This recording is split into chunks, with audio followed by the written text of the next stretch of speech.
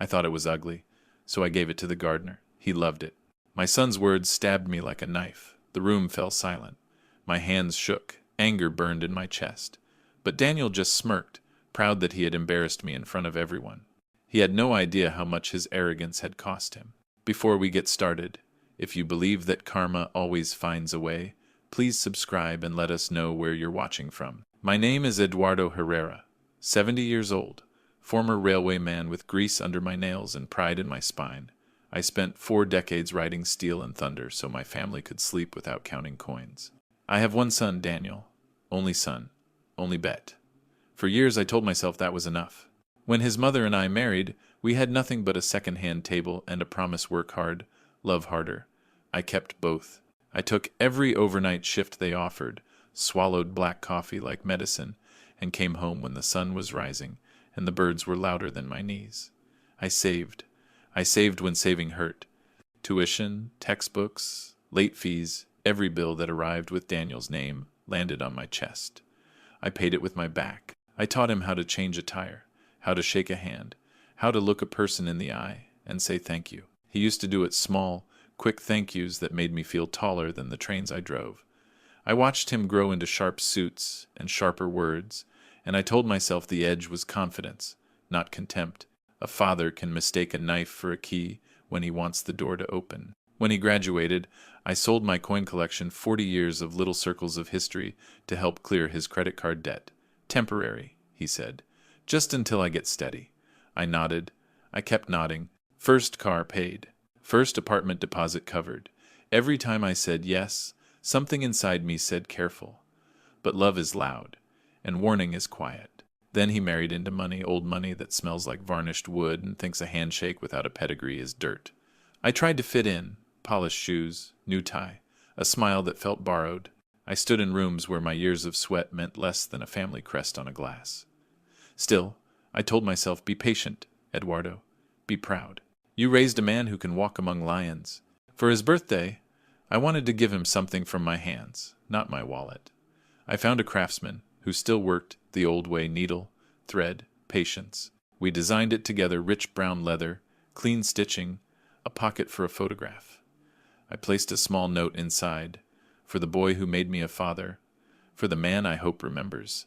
It cost less than a watch, more than a month of sleep. Price is not always printed. I wrapped it myself, brown paper, twine. My handwriting on the tag, steady, careful, like lining up a train with a platform. My wife touched my arm and smiled, soft, certain. He will love it, she said. I believed her. I let myself believe. Because fathers do this, we build bridges we may never cross. We pour years into a future we cannot keep. We give, and still, they want more. I walked into his party the way a man walks into a church, hat in hand, heart open. I placed the box in his hands and watched his face the way a farmer watches the sky, looking for weather, looking for mercy. Then the clouds began to move. He tore the paper open in front of everyone: his wife's polished family, friends in tailored suits, neighbors who drank champagne like water. The room smelled of money and perfume, but for a moment, all I saw was my boy with the box in his hands. He lifted the wallet, turned it over once, twice, then let out a laugh. Not the laugh I remembered from childhood, not the laugh that used to echo in our kitchen. This one was sharp, dry, meant to cut. Ugly, he said, loud enough for the room to hear. He didn't stop there. I thought it was ugly, so I gave it to the gardener. He loved it. The words landed harder than fists. Conversations died mid-sentence. Glasses froze halfway to lips. Even the music seemed to hesitate, as if ashamed of what it had just witnessed. My ears rang. My chest burned. I wanted to believe I had misheard, but Daniel looked at me with that smirk the kind men wear when they think cruelty is wit. I whispered, "Why would you do that?"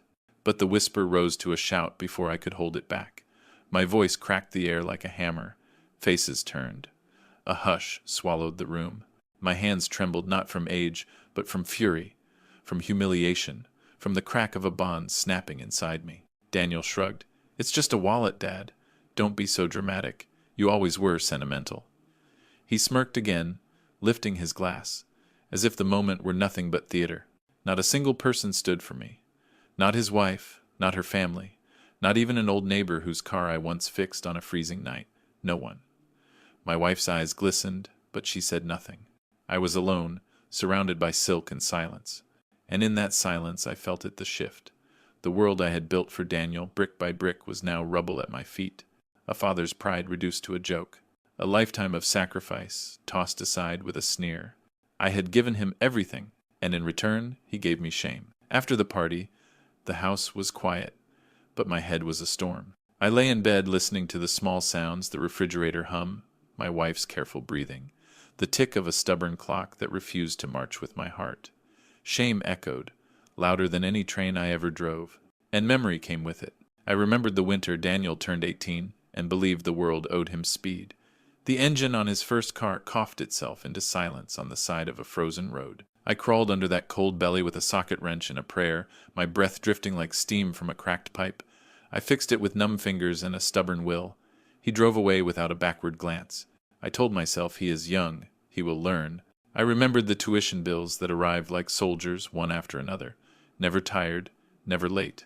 I took the night shifts because nights paid more, and I was rich in hours, if nothing else. Coffee for dinner, aspirin for dessert. I counted train cars instead of sheep. And when dawn broke, I walked home on legs that felt borrowed. I remembered the first time a bank called about his credit card, polite voice, urgent words. I sold my coin collection then. Little circles of history, each with a story, laid out on a felt cloth like medals at a funeral. I traded them for a clean ledger and told myself this is what fathers do. I remembered pawning my father's watch to cover a late fee. Daniel swore he would handle next month. That watch had a soft tick, a gentle patience, like the man who wore it before me. I pressed it into a clerk's palm and tried not to think of my father's hands. I walked outside without looking back. Some goodbyes must be done quickly. I remembered the promotions I refused because they stole weekends. I could spend teaching Daniel to be better than me, how to fix a fuse, how to write a thank you note, how to stand straight when the world tries to bend you. He learned the standing straight. He forgot the rest. I remembered the first time he laughed at my clothes.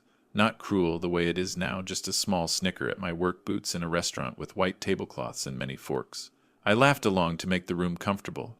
A man can sand down his pride until nothing sharp remains. I remembered his wedding music, flowers, a room that sparkled like a promise. I shook hands that weighed judgment like gold, and I told myself to stand taller, to be useful, to smile. I paid for the small things no one counts, the tips that keep service kind, the extra chairs for distant cousins, the driver who waited after midnight. Money has a way of making humility look ordinary. I remembered my wife telling me gently, "He is drifting, Eduardo." I nodded. I called it ambition. She called it distance. We were both right, and neither of us knew how far the horizon would move. And then I remembered that wallet, my hands choosing the leather, my fingers testing the stitch, my heart folding that small note. I had poured years into a thing that could fit in a pocket. He poured contempt into a sentence that could cut a life. The storm inside me settled into something colder, not rage, not grief. A stillness, the kind a man feels when a long track ends, and there is no more rail to ride. I had mistaken a blade for a key, and I had bled for it. After that night, the distance grew wider than I ever imagined. Daniel's marriage to his wealthy wife sealed it. Their home glittered with chandeliers and glass staircases, and I, his father, was treated as a guest from another world. At dinners, I felt the weight of their polished eyes, the kind that scan a man's shoes before his words. My work boots and plain suits were invisible in their rooms, yet somehow still mocked. Daniel became fluent in their language of pride. He wore tailored suits, gold watches, and a sneer that passed as charm among his new family. When he introduced me, it was never as his father who bled for him, but as the retired worker who lived a simple life.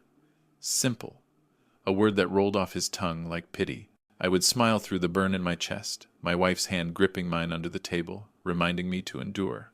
At gatherings, he sharpened his cruelty with subtle jokes. "Dad never understood fine dining," he'd say with a chuckle, while his in-laws laughed politely.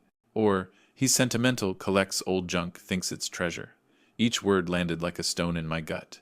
I wanted to stand, to shout, to remind them all that those old treasures built his education, his car, his freedom.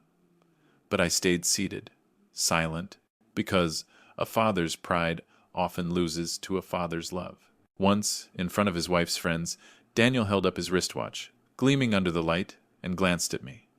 "This is what real craftsmanship looks like," he said. His words carried more than insult, they carried dismissal, as if everything I had ever given him belonged in a trash bin. I caught the smirks, the tilted heads, the whispers. My wife squeezed my arm, whispering, "Endure, Eduardo." I clenched my teeth and swallowed the shame.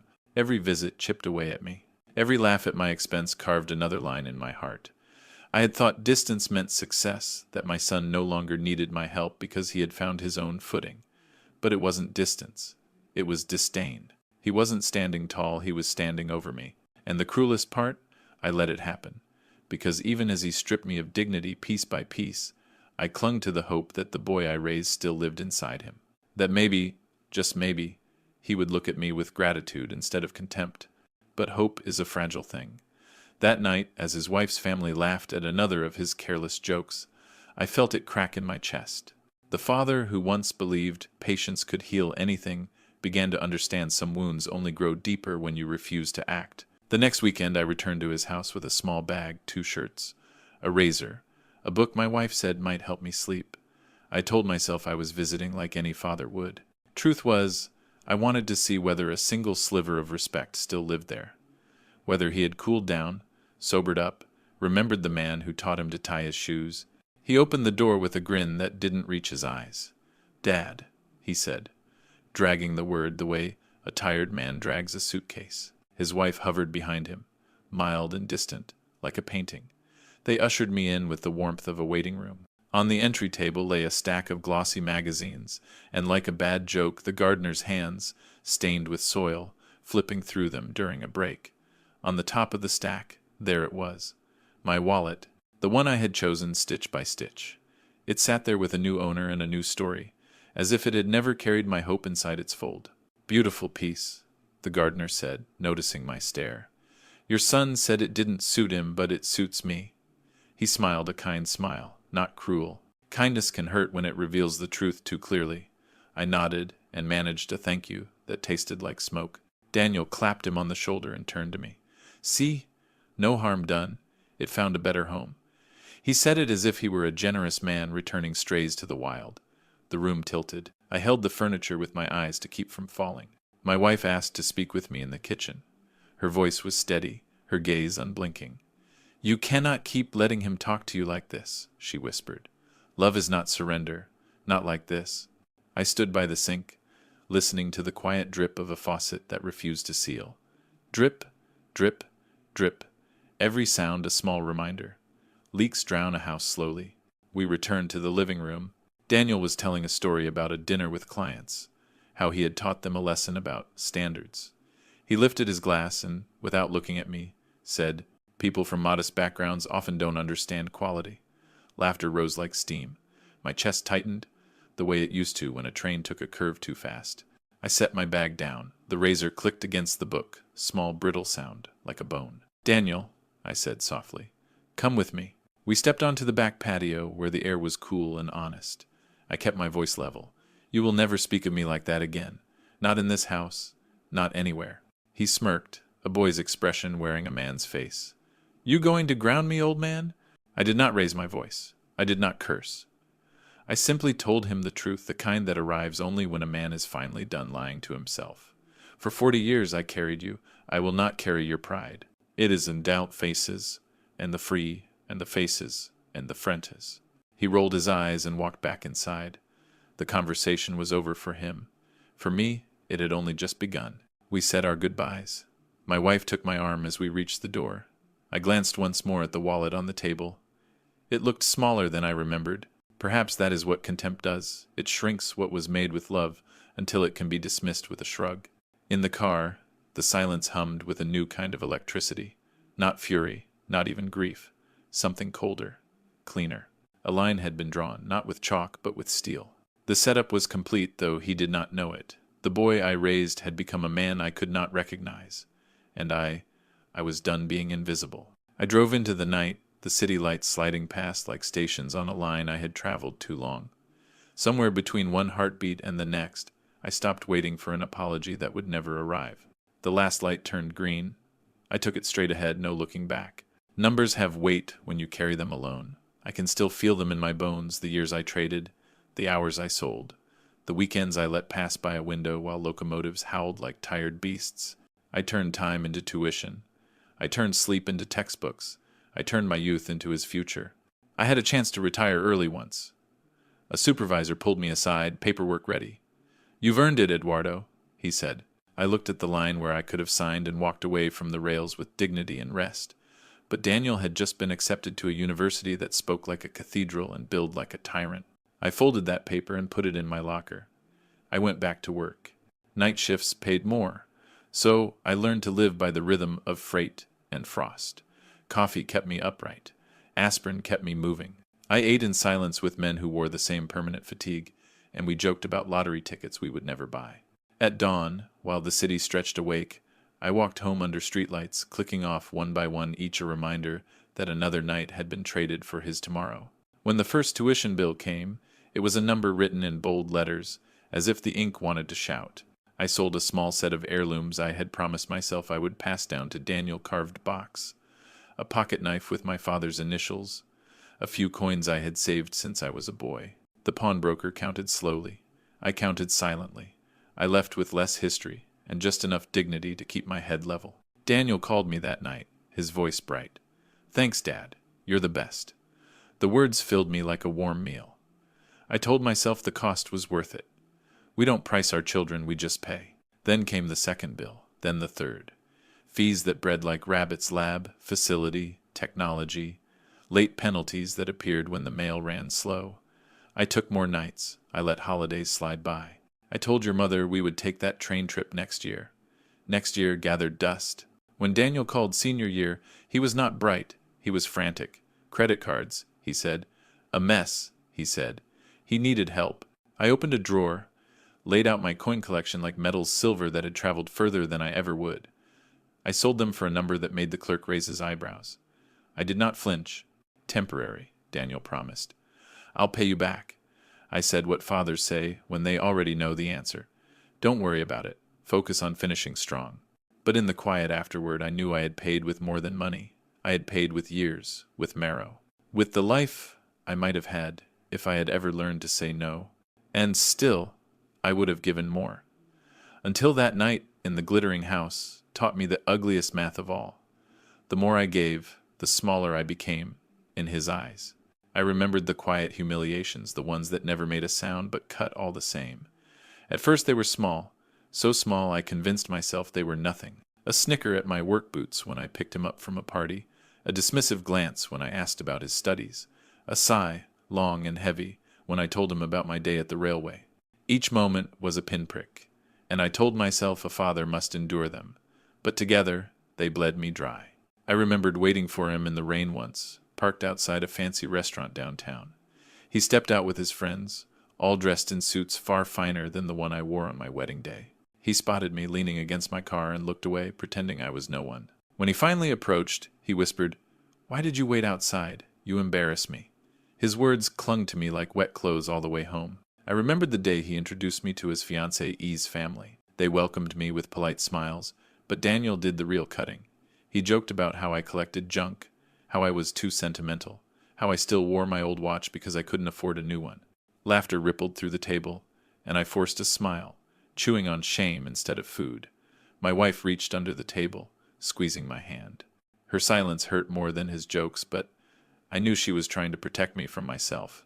I remembered birthdays where my gifts were met with hollow thanks, Father's Days where he forgot to call, even small conversations where he corrected my speech, as though my decades of labor had left me too unpolished for his new world.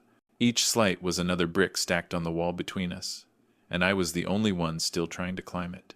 But the worst memory came from a night in his new home, when he poured wine for his friends and spoke as though I wasn't there. "My father means well," he said, swirling the glass, "but he doesn't really get it. He's old-fashioned." His friends nodded, eyes flicking to me with pity, as if I were a relic sitting in the wrong museum. I felt myself shrink in that chair, smaller than I had ever been, smaller than the boy I once was. I went home that night and sat in the dark, staring at the palms of my hands. They were calloused, lined, cracked from years of gripping steel and sweat. These hands had built his life, brick by brick, and yet in his eyes they built nothing at all. That realization was no longer just pain, it was awakening. Love had blinded me, but humiliation was teaching me to see.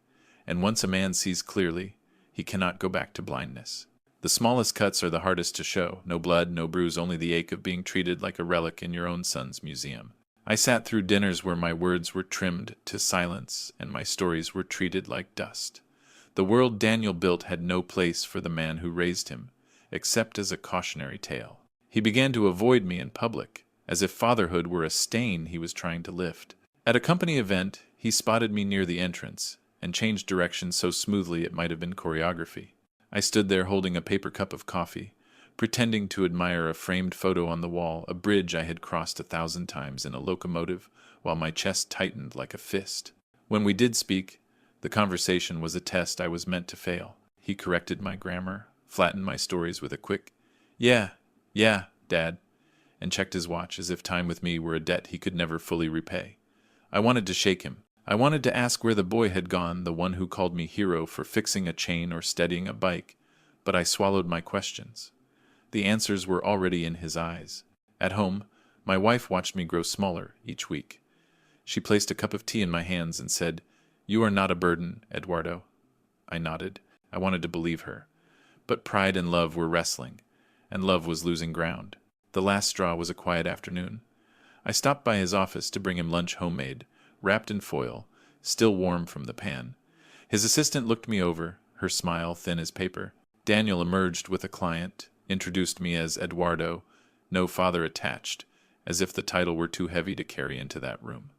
The client shook my hand kindly, but Daniel was already pulling him away. "We'll talk later," he said over his shoulder. Later never came. I drove home with the lunch sitting untouched on the passenger seat. I parked by the river where the tracks run close and watched a long freight slide by car after car after car, a procession of burdens. I counted them, the way I used to count nights. Somewhere between the 50th and the 60th car, something inside me clicked into place. It was not rage. Rage is hot and foolish. This was cold, clean, a decision forged from years of silence. I would not beg for respect from a son who had learned to insult the hand that fed him. If he would not see the man who built him, I would show him the foundation he stood on and how quickly it could shift. I turned the key and headed home. The tracks were the same. I was not. It's strange how quiet the world becomes when you stop expecting apologies. I no longer hoped for Daniel to wake up one morning and see me, really see me for who I was, for what I had given. That hope had been carved away, layer by layer, until it was nothing but dust in my hands. Instead, I started remembering things that used to make me feel alive, like the old radio I kept in the garage, the one that still played jazz when the signal was right. I'd sit there some mornings, letting the brass and bass wrap around me, sipping coffee from the same mug I used the day Daniel was born, a chipped ceramic thing, worthless to anyone else, priceless to me. I remembered the way my wife would hum as she cooked, a soft tune from her childhood in Merida. I'd forgotten how much comfort there was in that sound, how her presence had been the only steady thing in my life, while everything else changed. When I looked into her eyes now, I saw worry, yes, but I also saw steel. She had been strong for me when I was too busy being strong for everyone else. I remembered the friends I used to have before I became consumed by work and Daniel's future. Men who worked the rails with me. Men who laughed with tired eyes and called me Lalo like it meant something. I wondered if they remembered me, or if I disappeared into the blur of years and unpaid favors. And I remembered my father. A quiet man, calloused hands, few words. He once told me, "A man's worth isn't in what he gives, it's in what he protects." I never understood that fully until now. I had given everything, but I had protected nothing. Not my dignity, not my name, not the values I wanted my son to carry. One evening, I stood in front of the mirror and looked at myself like a stranger might. The lines on my face, the curve of my shoulders, the faded scars on my knuckles. These weren't the marks of failure, they were proof I'd lived with purpose. I had built a life from nothing. I had loved hard. I had given too much, maybe, but not without reason. Daniel had mistaken silence for weakness. That was his error. And mine, I had let him. But something had shifted. The stillness inside me wasn't numbness, it was control. A storm doesn't always announce itself with thunder. Sometimes it begins with a breath, a pause, a decision, and I had made mine. One night, while my wife folded laundry and I sat watching the hands of the clock refuse to move, She finally spoke the words I had tried to dodge for too long. "You can't keep letting him chip away at you," she said. Her voice was soft, but her hands didn't stop folding. Precision in every crease. Love doesn't mean standing still while someone else takes everything. I didn't answer right away. The truth didn't need speed, only courage. And courage, like steel, takes time to heat. She looked at me then, eyes filled with years of unshed disappointment. "You've spent your life building a man who thinks you're beneath him. That's not your failure. But if you let it continue, it becomes your choice." That night, I couldn't sleep. I went out to the shed behind the house. It still smelled like oil and old wood. I opened the drawers of my workbench, one by one rusted tools, half-used screws, an old flashlight that still flickered when I tapped it. In the bottom drawer, I found a box of papers, worn folders, old letters, copies of investments I hadn't thought about in years. I flipped through them until I landed on a document I'd nearly forgotten existed. Stock ownership. Small, but not insignificant. When Daniel joined the company where he now sat so high on his polished throne, I'd been offered a quiet stake, a thank you from the founder, an old friend from my railway days. "Just in case you ever want a seat at the table," he'd said with a grin. I never cashed it out, never touched it, but I still had it. And more importantly, I still had voting rights. Influence. Not enough to own the place, but enough to be heard. Enough to sway. I sat down at the workbench and read the papers under the flickering flashlight. My hands didn't shake. Not anymore. That night, when I crawled back into bed, I stared at the ceiling and whispered, "He forgot where he came from. In Tajaptand. With fixis in next of in." Beside me, my wife whispered back, "Then it's time to remind him." The plan wasn't born in revenge. It was born in reclamation, reclaiming my voice, my worth, my name. He had built his empire on the quiet assumption that I would never speak, that I would fade into the background like an old photograph on a forgotten shelf. But I wasn't done, and silence was no longer my language. After finding that document, I didn't feel fear, I felt clarity, a kind of quiet that only comes when you've been living in noise for too long. My entire life, I had moved in rhythm to the needs of others. My wife, my son, the company, the trains. Always steady, always silent. But now, the rhythm had changed. This was no longer about bitterness. It wasn't about punishing Daniel. It was about restoring something he thought I'd buried long ago. My self-respect. I started small. I revisited every letter, every email, every note from that company's early years. I had kept them all meticulously filed, even when I didn't realize why. Thank you letters from board members. Invitations to internal retreats. The signature of the founder on my original agreement. My name printed cleanly beneath a title Daniel never knew I once held. They'd forgotten me, but the paperwork hadn't. I met with a lawyer quietly, an old friend, retired but sharp as ever. He read through the stack of documents, leaned back and said, "Eduardo, you still have power here, not loud power, but real." He explained the structure of the shares, the votes they held, the influence I could exert not to destroy, but to shift, to redirect, to remind. I didn't smile. I didn't celebrate. I simply nodded. "I'm not here to humiliate him," I said. "I'm here to show him the cost of forgetting where he came from." At home, I told my wife everything. She didn't blink. She just said, "About time."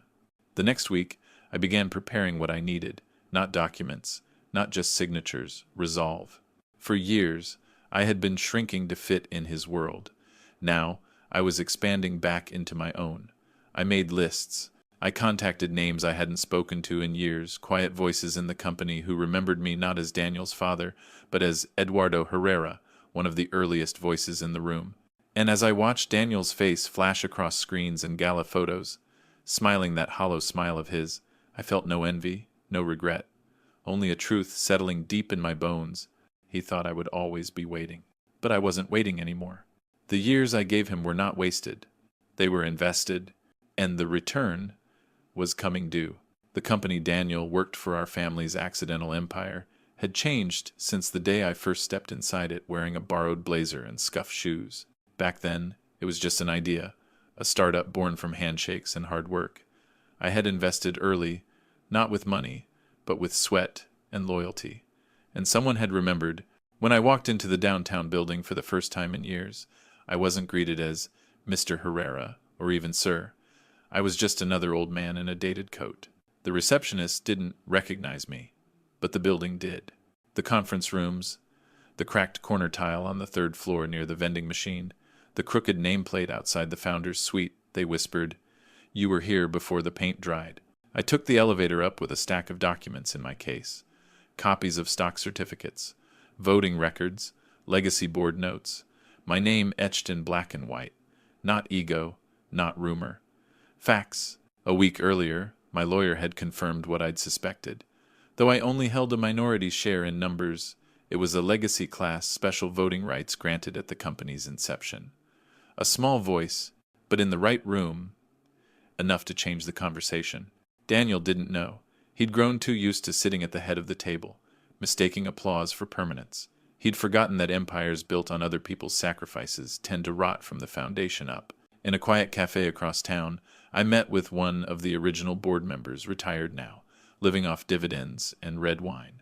We talked about the early days, about the grit it took to keep the lights on. He leaned back and said, "You still have a say, Eduardo. You just have to use it." And so I began to ask questions. Not about Daniel directly, not yet. I asked about operations, morale, turnover, whispers of arrogance, decisions made without oversight, profits prioritized over people. People talked, quietly at first, like survivors unsure if the storm had really passed. But once I made it clear who I was, and that I wasn't looking to reclaim power, only to hold those in power accountable, the doors began to open. I took notes. I recorded dates.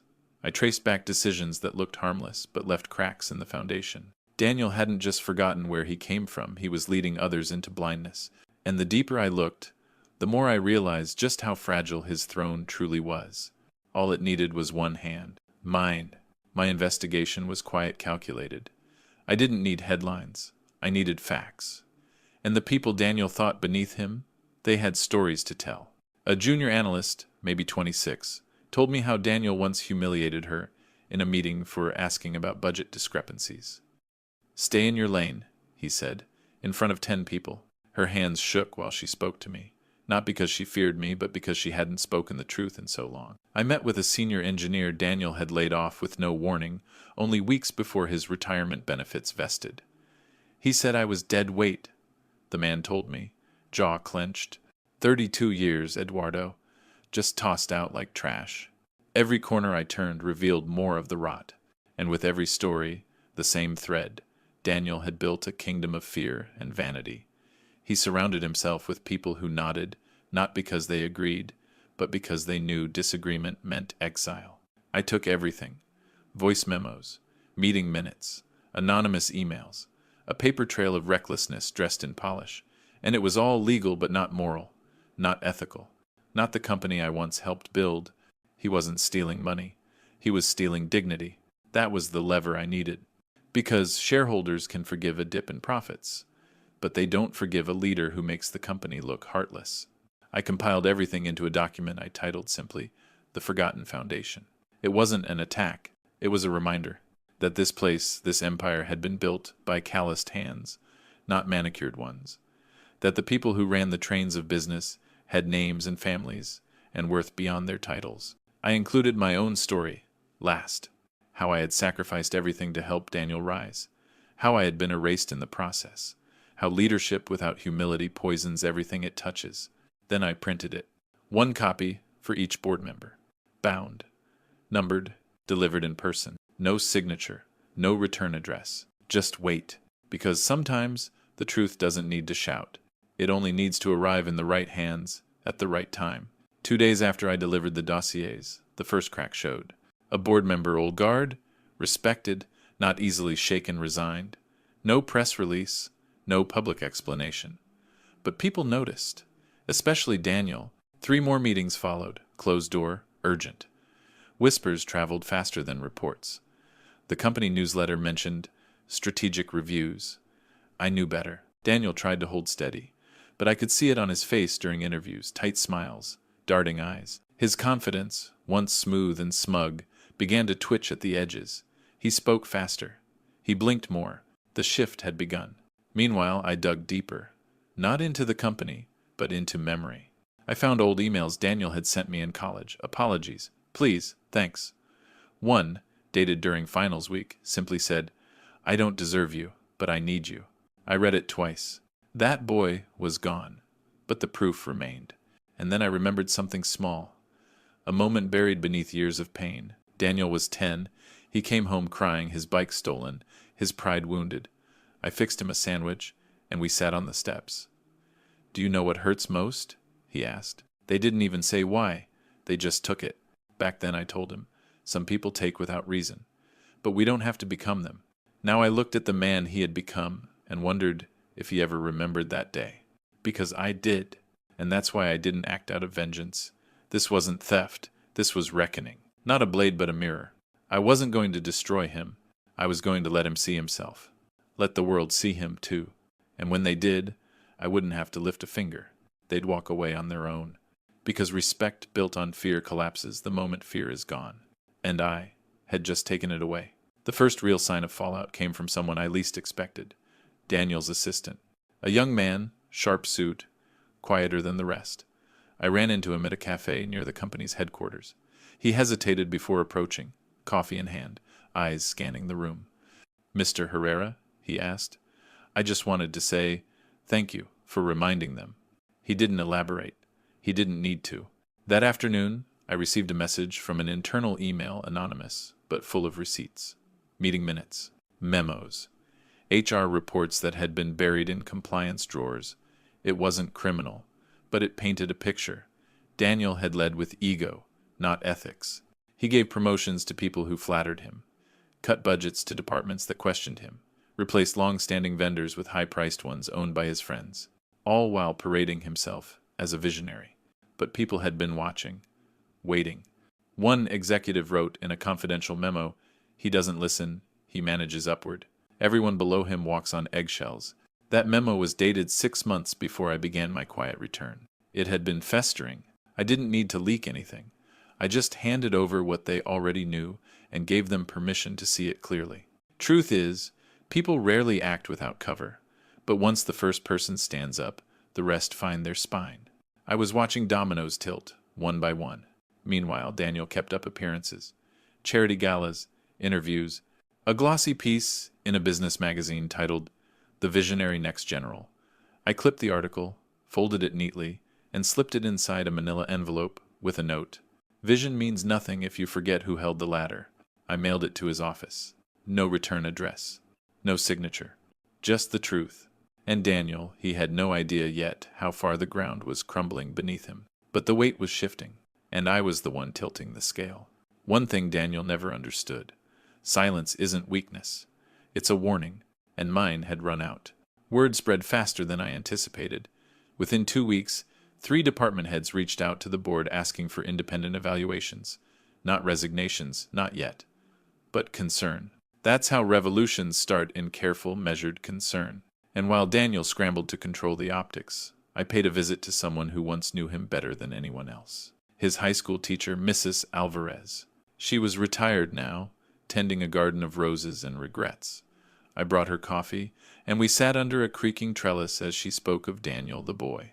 "Bright, sensitive, too eager to impress," she said, brushing a thorn from her sleeve. "He hated being wrong, hated it."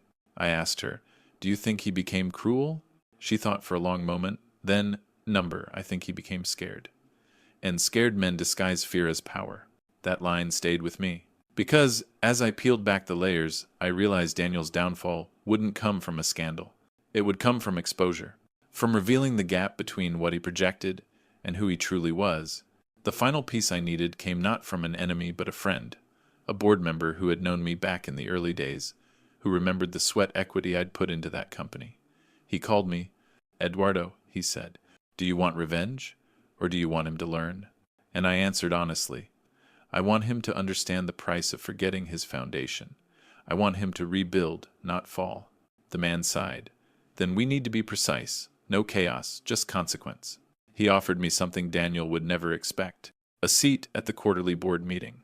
Legacy shareholders could still attend, he reminded me. And speak. I didn't say yes right away. But I sat in my old shed that night, hands resting on the same workbench where I once built toy trains for Daniel, and I decided, if the boy I raised had become a man who erased his roots, then I would be the reminder. not with shouting, not with shame, but with truth. And I would speak it in the one room he thought he owned. Before I spoke at the board meeting, I made one last stop. The garden. Not my own, but the small courtyard behind Daniel's office building, tended quietly by the same gardener who now carried the wallet I had once given my son. He was trimming hedges when I arrived. Sunlight danced off his shears. "Señor Herrera," he said, not with pity but respect. "You came to see your wallet?" I smiled. "I came to see who wears it with pride." He pulled it from his pocket. Worn now, weathered, but carefully kept. He opened it slowly, showing me the note I had written, the one Daniel never read. He had laminated it. "I thought it was from you," he said. "Didn't feel right throwing it away." The words hit harder than any insult Daniel had ever thrown, because here it was proof that the things we give with love can still land where they're honored, even if they take a detour. I sat beside him for a while, under a fig tree. He told me about his family, 3 kids, 1 in college. He said he used to worry he wasn't doing enough, but every day he clipped and watered and cleaned and hoped it mattered. "It does," I told him, "more than you know." As I left, he called after me, "It's a beautiful wallet." And for the first time in a long time, I believed it. I walked away feeling lighter. Daniel had thrown it out, but someone else saw the value, not because of the brand, not because of the price, because of the story it carried. And that's when I understood. My power wasn't just in what I knew about Daniel. It was in what I had lived. The gardener wasn't just a symbol of Daniel's arrogance. He was proof that dignity doesn't fade when it's discarded. It simply waits to be picked up by someone who recognizes its worth. And so I pressed the note back into the fold, nodded to the man who had unknowingly reminded me of my value, and walked toward the meeting that would change everything. The day of the board meeting arrived with no fanfare, no headlines, no tension in the air, but inside me, something quiet and seismic shifted. I wore a suit older than half the executives in that room. Navy blue, 2-button, pressed the night before by my wife with a precision that said, "You still matter." I carried no anger into that building. Just a file folder, a steady breath, and a memory sharp as steel. The room hadn't changed much. Larger table, newer chairs. Same view, same skyline. Same arrogance, dressed in sleeker packaging. Daniel was already seated when I walked in. He looked up, confused at first, then amused. "Dad?" he said, smiling like this was a joke. "What are you doing here?" He didn't say father. Not even Eduardo. Just Dad. A prop in his little stage play. "I'm here as a legacy shareholder," I replied. "You know the bylaws." The room went still. The chair of the board, an old acquaintance with a sharp memory, cleared his throat. "Mr. Herrera has the floor." "Bings, Barn." Daniel leaned back, trying to laugh. "This is ridiculous." I opened the folder. Inside were 3 things. Asterisk, the original shareholder agreement, with my name beside the founders. Asterisk, a 1-page summary of the ethical complaints I'd gathered. Anonymized. Asterisk, and the handwritten note that once lived inside that wallet. I spoke slowly. I didn't accuse. I didn't dramatize. I simply told the truth. About the culture, the fear, the arrogance, the forgotten foundation, and finally, about the moment that broke everything, when a father gave a gift and a son gave it away with contempt. I didn't name Daniel. I didn't need to. I ended with 1 sentence. Any man who leads without gratitude will one day stand alone. Then I sat down. The room was silent. Daniel's face had gone pale. He opened his mouth to defend himself, but no one asked him to speak. The board chair thanked me, adjourned the meeting, promised a review. I walked out, not because I was dismissed, but because I had said what needed to be said. Daniel followed me into the hallway. "Was this your plan all along?" he asked, voice low, eyes hard. I turned to him. "Number, this was your doing. My part was finally telling the truth." Then I walked away. No raised voice. No last look. Just a man reclaiming the silence that once tried to bury him. And this time, that silence belonged to me. After the board meeting, I didn't return home right away. I took a long walk instead, down through the industrial district where the city hadn't yet polished its face. Brick walls, graffiti, the smell of steel, and sweat. It reminded me of who I was before I started bending for other people's comfort. The silence Daniel left in that boardroom spoke louder than any argument he could have made. He didn't chase me, didn't call, because he was still trying to understand what had just happened. For the first time in his adult life, Daniel wasn't the smartest man in the room, and I wasn't the quietest. I gave the board a week. 7 days later, a formal inquiry was launched into Daniel's management practices, not because I demanded it, but because they had to. My report had rippled beyond the walls. Employees who had been silent started speaking. Some anonymously, others publicly. Their words weren't spiteful, just honest. Honesty can be deadly when your power is built on performance. Daniel tried to spin it, held a staff town hall, called it a moment of reflection. But reflection requires a mirror, and Daniel had spent too long staring into his own spotlight. He sent me a message the next day. "You've made your point. I hope you're satisfied." I didn't respond, because satisfaction wasn't the goal. Accountability was. While the inquiry moved forward, I made another quiet move. I transferred my voting rights, not my shares, just the power they carried to a group of 3 board members with integrity I trusted. It wasn't a coup. It was insurance. My name would stay out of every decision moving forward, but my values wouldn't. The gesture didn't go unnoticed. One of them called me, voice low with admiration. "You could have burned him down," he said. "Instead, you've just turned the lights on." "Exactly," I said. "I want him to see the room he built. For the reasons.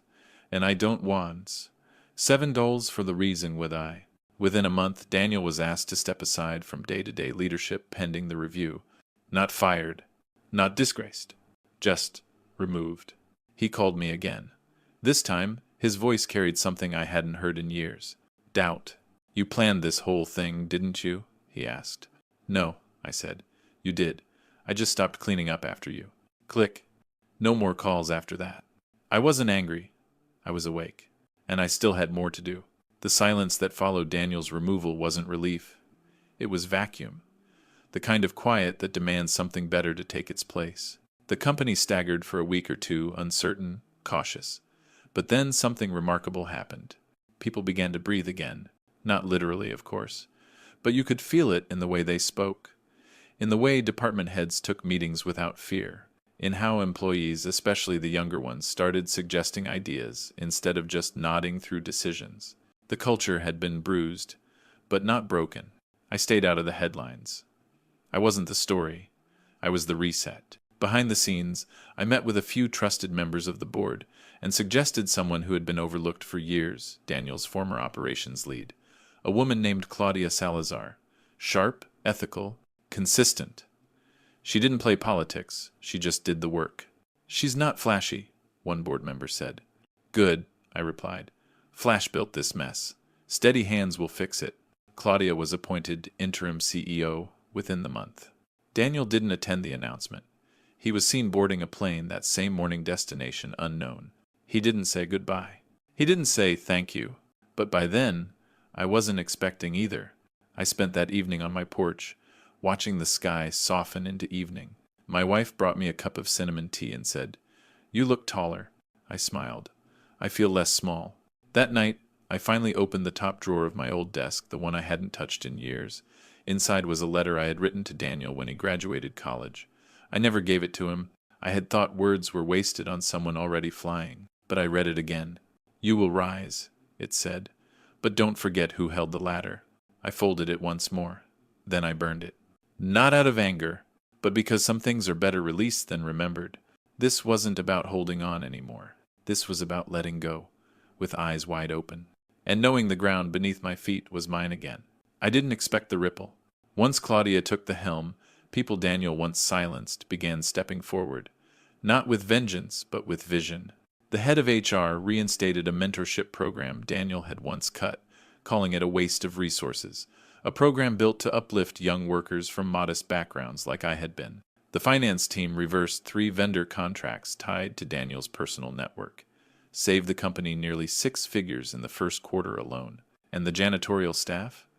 They were finally invited to the quarterly town halls for the first time in over a decade. It wasn't about policy shifts. It was about dignity coming home. People who had walked the halls with slouched shoulders were now standing straighter. They held their heads higher not because someone told them to, but because someone finally saw them. Daniel's name wasn't scrubbed from the building. This wasn't revenge theater. But his absence created space. And that space filled quickly with leadership, not ego.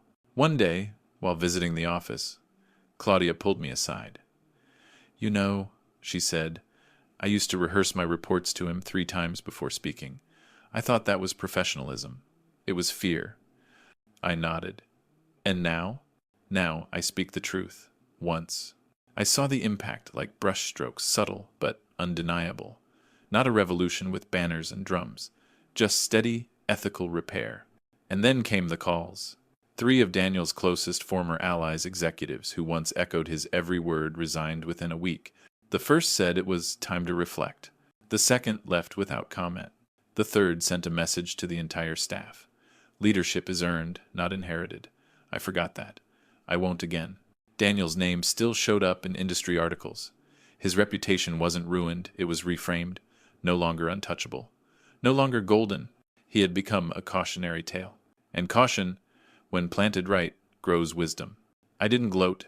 I just watched a company I once helped build start to remember itself. Not because of what I said, but because I finally stopped saying nothing. Power doesn't always leave with a bang. Sometimes it drips out one lost vote, one missed call, one name removed from a meeting invite. And Daniel? He was vanishing, quietly. I never asked what country he fled to. He posted photos from rooftops with drinks in hand, trying to frame it all as a sabbatical. Taking time to reflect. He wrote on one platform. Comments were polite but thin. Most didn't say anything at all. And silence speaks volumes. Back home, I made my final move. I transferred my remaining shares, not sold, transferred to the company's employee trust fund. Not for headlines, for legacy. A percentage of profits would now feed the pension pool, protect healthcare, fund the things Daniel had once called negotiable. Let him sip champagne abroad. I had planted something real. Claudia called me in tears. "You could have cashed out," she said. "Why didn't you?" "Because this wasn't about cash," I replied. "It was about balance and memory. I am present." The final board meeting I attended was quiet. No speeches. Just a nod from each member as I stepped out. I wasn't needed anymore. That's how I knew I had done it right. At home, I found my wife in the garden, humming her old tune. She looked up and said, "Is it finished?" I took off my jacket. Saturday beside her. "It's done," I said. Not ended. Just finished. She smiled. I didn't feel victorious. I felt steady. There's a difference. Victory can be loud. But steadiness? That's earned. Later that night, as I folded my old blazer and placed it back into the closet, I ran my hand over the pocket. Inside was a folded square of paper I hadn't remembered keeping. The note from the wallet. For the boy who made me a father. For the man I hope remembers. I unfolded it. Read it once. Then, without hesitation, I crossed out the last line. For the boy who made me a father. That was enough now. I didn't need him to remember. Because I finally did. Weeks passed. Autumn crept in quiet, golden. The air was different now. I could feel it even in my bones. Not age, not weariness. Relief. No more waiting for a call that wouldn't come. No more scanning headlines for my son's name.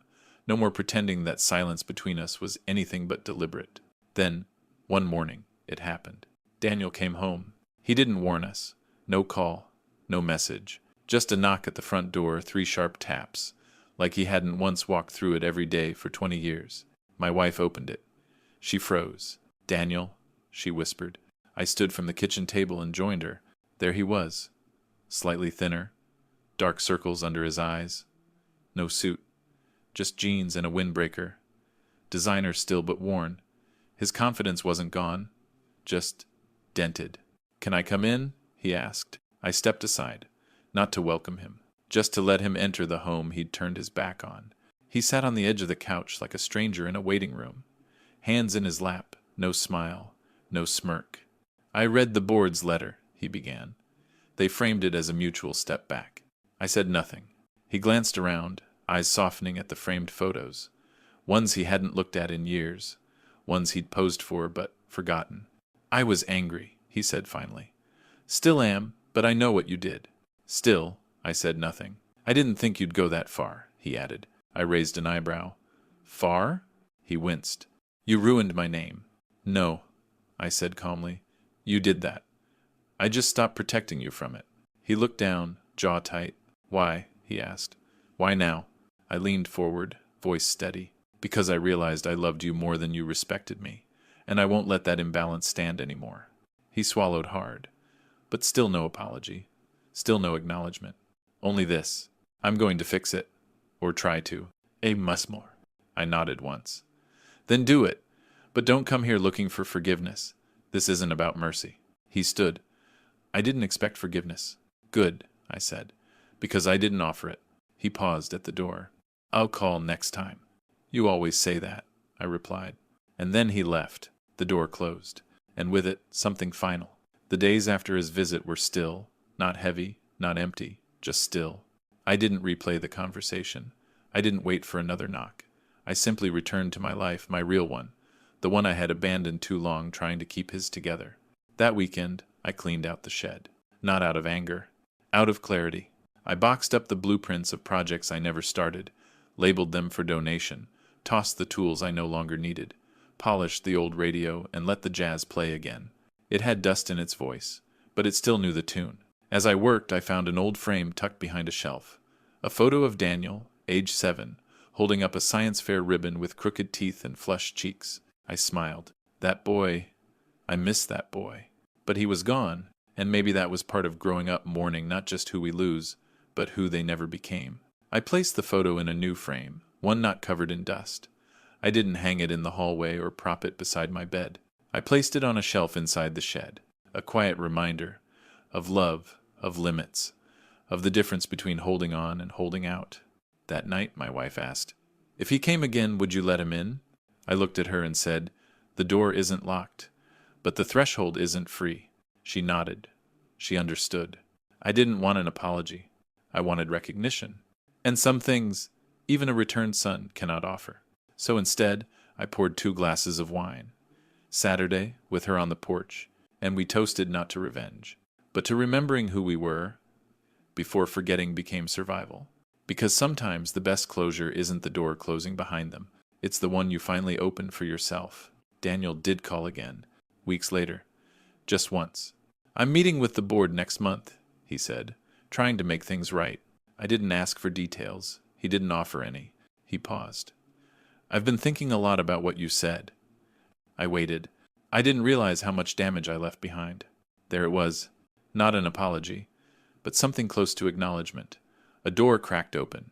I told him, "If you're serious about rebuilding, start by listening, not speaking." He said he would try. I didn't wish him luck. I just said, "Then start there." We hung up. No promises, no pretense. Just breath on the line, and then nothing. I don't know what he'll do next. And for the first time, I'm not waiting to find out. Instead, I walked downtown the next morning, past the train yard, watched the engines move slow, deliberate, powerful. Men in work gloves waved as they passed. One of them called out, "Eduardo, haven't seen you in a while." I waved back. "Still watching the rails," I said. And I was. Because long before I was a father, I was a man who built things that lasted. Tracks, homes, a reputation. Daniel may still be learning Hui Island, but I've finally remembered who I've always been. The reckoning wasn't the moment he was removed from power. It was the moment I reclaimed my own. And now, the man who once stayed quiet in rooms built by his sacrifice was the one they listened to. Not out of fear, but because truth, once spoken, cannot be unheard. I didn't attend Daniel's final board presentation. I wasn't invited, and I wouldn't have gone if I were. This wasn't my stage anymore. This was his test. From what I heard later, he came prepared. No flash, no slides with buzzwords. Just him, a man stripped of pretense, standing in front of a group that had once followed him blindly. They didn't applaud. They didn't scold. They listened. Then they spoke. He wasn't reinstated, but they didn't cut him out completely either. He was given a title with no authority, advisory only. No votes, no sway. Some called it mercy. I called it truth with a spine. And Daniel, he accepted it. Publicly, at least. The company released a statement. Mr. Herrera will remain in an advisory capacity, offering historical context and vision support. Leadership remains with the current executive team. Translation: he could observe, but not steer. That night, I sat on the back patio, polishing my old watch, the one my father gave me. The one Daniel once called outdated.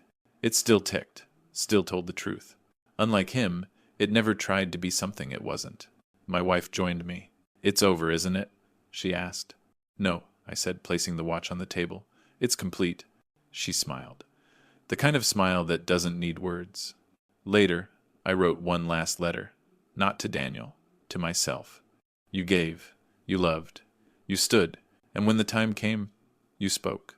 I tucked it inside the wallet I'd once gifted him. The gardener had returned it to me weeks ago, said it didn't feel right to keep, and he was right. It wasn't meant for someone else.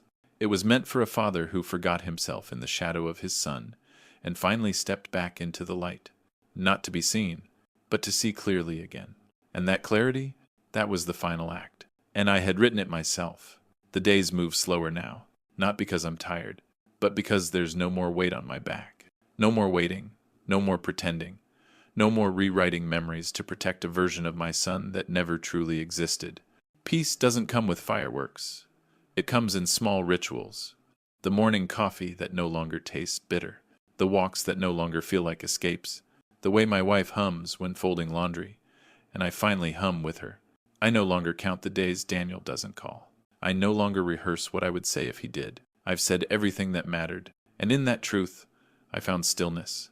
Sometimes, neighbors ask if I ever heard from him again. I nod. Occasionally, I say, but I don't elaborate, because those conversations no longer define me. He no longer defines me. I walk into town now, not as the quiet man behind the curtain, but as Eduardo Herrera, retired, respected, not because of a title, but because of how I carry myself. People shake my hand. They ask about the trains, about the company, about the gardener who still waves when I pass the courtyard. They don't ask about Daniel. And for once, I'm glad. My story doesn't begin with him. And it doesn't end with him either. It begins with sacrifice, then silence, then the decision to speak. That is what I have now. The knowledge that I did not destroy him.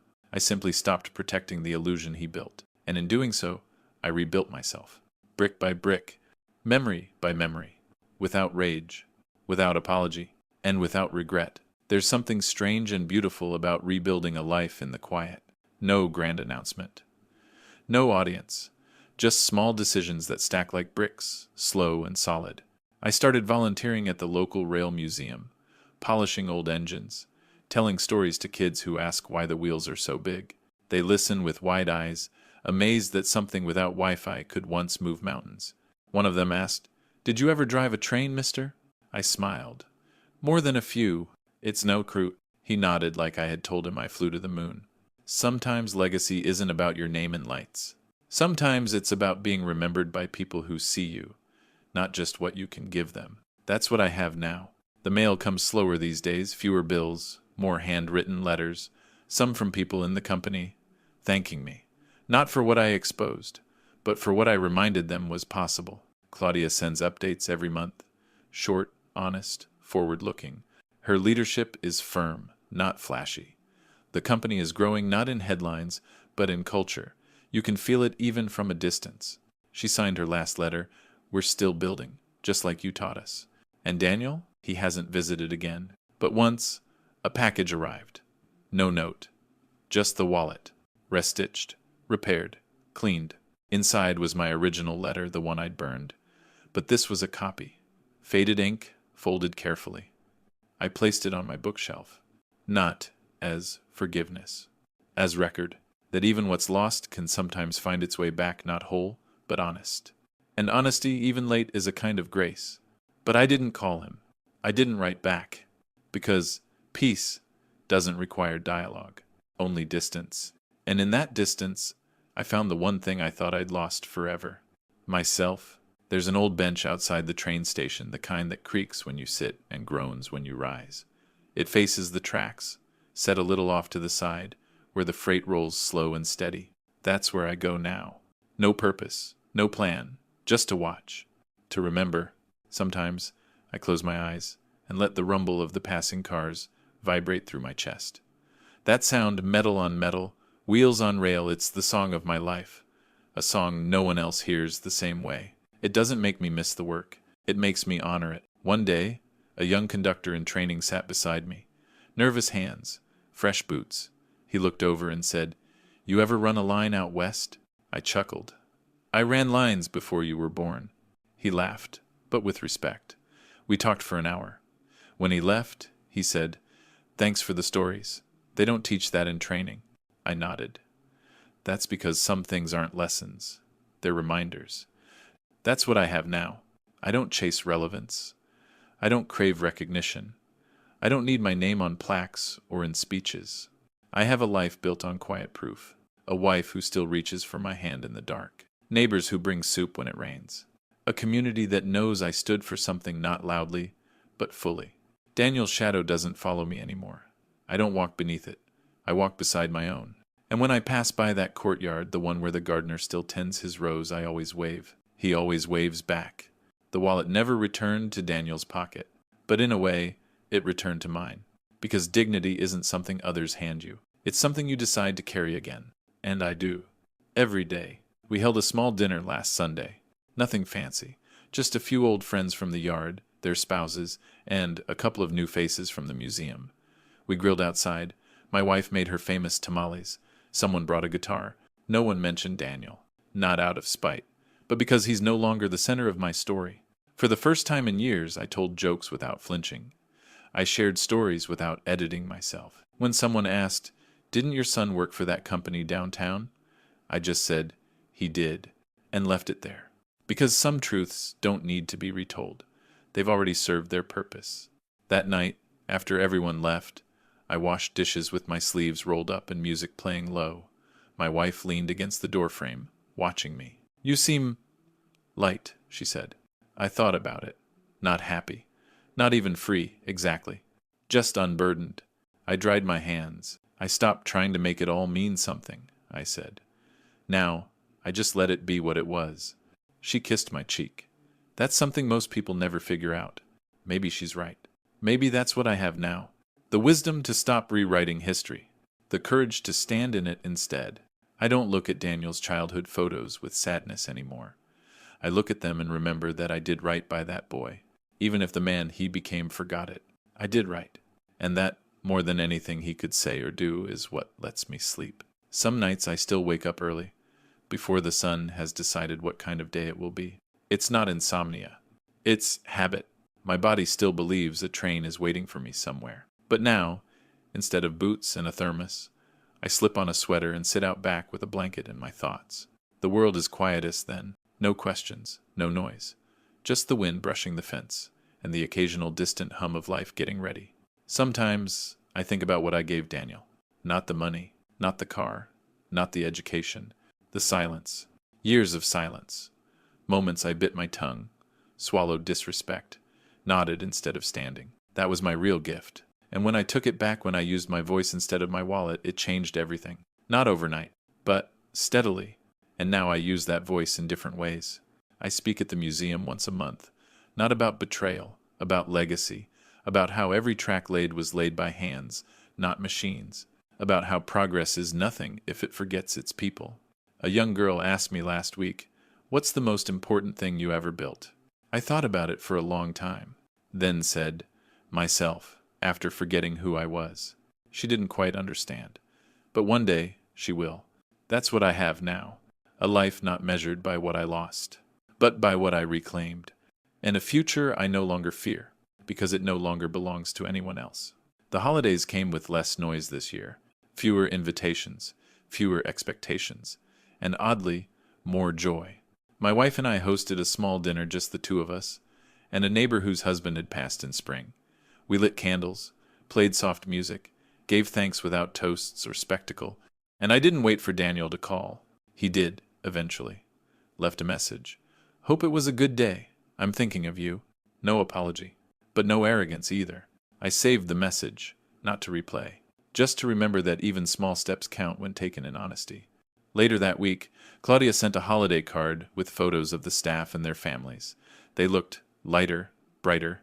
She wrote, "We're doing good work, the kind that lasts." That sentence meant more to me than anything Daniel ever said, because she saw the blueprint, and she built on it. I took down the old photos from our hallway ones, where I was always in the background. I replaced them with newer ones, friends, community, my wife laughing in the kitchen, Me at the museum holding a model train while a little boy stared in awe. These are the images I want to leave behind. Not the family I tried to hold together, but the man I finally became when I let go. I've stopped measuring legacy by blood. Legacy, I've learned, is about impact, not inheritance. And mine? It's quiet, steady, real.